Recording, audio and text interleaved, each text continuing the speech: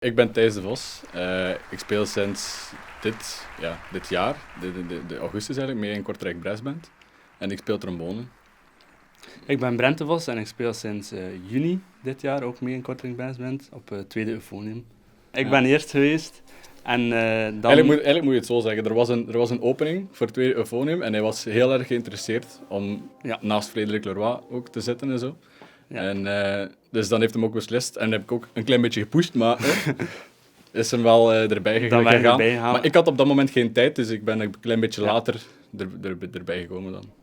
Dat is zeer leuk, omdat wij thuis ook, we spelen allemaal muziek. Ja. En, dus het familieaspect is er zeker wel. Ja, dus voor ons is dat geen probleem. We doen dat al sinds dat we klein waren, dat we samen spelen. Dus. We spelen ook al heel lang in harmonie en zo.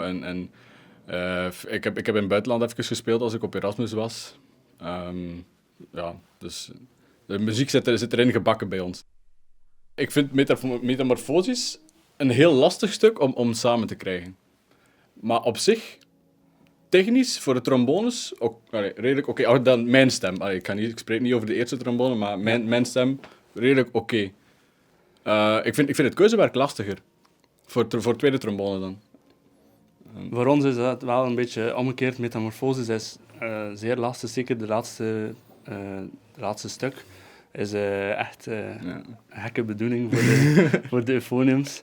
Maar ça va. Maar je hebt het er goed van afgebracht. We hebben ons doorgesneden.